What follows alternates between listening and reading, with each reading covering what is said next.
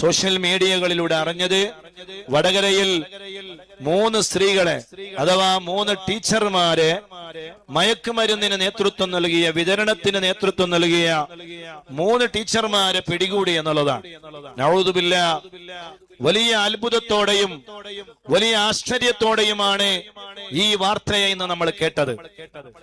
ഒരു സ്കൂളിലെ 2ഓ 3ഓ അധ്യാപികമാര് അവര് വ്യാപകമായി മയക്കുമരുന്ന് വിതരണത്തിന് നേതൃത്വം നൽകി എന്നറിഞ്ഞാൽ എന്താണ് ഇതിന്റെ എത്ര വലിയ ഗൗരവതരമായ കാര്യം?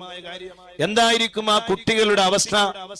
ആ ടീച്ചർമാരുടെ അക്കൗണ്ടിലേക്ക്, ഒരു സ്ത്രീയുടെ അക്കൗണ്ടിലേക്ക് കഴിഞ്ഞ മാസം വന്നത് 14 ലക്ഷം രൂപയാണത്രേ. വേറൊരു ടീച്ചറുടെ അക്കൗണ്ടിലേക്ക് വന്നത് 9 ലക്ഷം രൂപയാണ്. സോഷ്യൽ മീഡിയകളിലൂടെ ഇതിന്റെ വാർത്തകൾ നമ്മൾ അറിഞ്ഞപ്പോൾ ഞെട്ടലോടുകൂടെയാണ് ഈ വാർത്ത നമ്മൾ കേട്ടത്.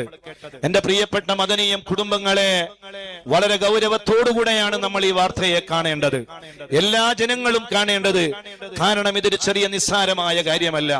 കുട്ടികൾക്ക് അറിവും വിവരവും വിദ്യാഭ്യാസവും എല്ലാ ബോധവും നൽകേണ്ട അധ്യാപികമാര് തന്നെ ഈ വലിയ ദുരന്തത്തിന് നേതൃത്വം നൽകി എന്നറിഞ്ഞാൽ എന്താണ് ഇതിന്റെ വലിയ ഗൗരവകരമായ കാര്യം? ആ അധ്യാപകന്മാരെ അത് വിതരണം ചെയ്തത് ഏത് കുട്ടികളിലേക്കായിരിക്കും? ആ അധ്യാപികമാരുടെ കീഴിൽ പഠിച്ച കുട്ടികളെ കുറിച്ചുള്ള അവസ്ഥ എന്തായിരിക്കും? വലിയ ഗൗരവത്തിലേക്കാണ് കാര്യങ്ങൾ നീങ്ങുന്നത്. അതുകൊണ്ട് നല്ല ശ്രദ്ധയോടുകൂടെ നീങ്ങണമെന്ന് എല്ലാ രക്ഷിതാക്കളോടും പ്രത്യേകമായി ഓർമ്മപ്പെടുത്തുകയാണ്. സ്കൂളുകളിലേക്ക് പോകുന്ന, കോളേജുകളിലേക്ക് പോകുന്ന നിങ്ങളുടെ മക്കളെ വളരെ ഗൗരവത്തോടുകൂടെ നിങ്ങൾ വാച്ച് ചെയ്യണം.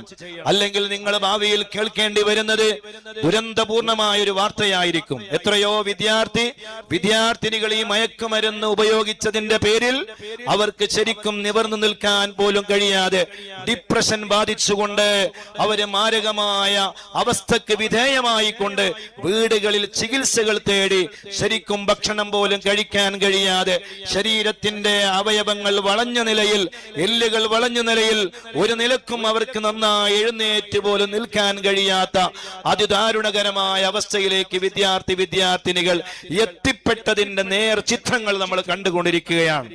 ഈ വാർത്ത നമ്മുടെ വീടുകളിലേക്ക് എത്തും, നമ്മുടെ മക്കളിലേക്ക് എത്തും. കാരണം വിതരണത്തിന് നേതൃത്വം നൽകുന്നത് തന്നെ ഈ അധ്യാപകന്മാരായാൽ എങ്ങനെ ഇത് ഇവർ ഉപയോഗിക്കാതിരിക്കും?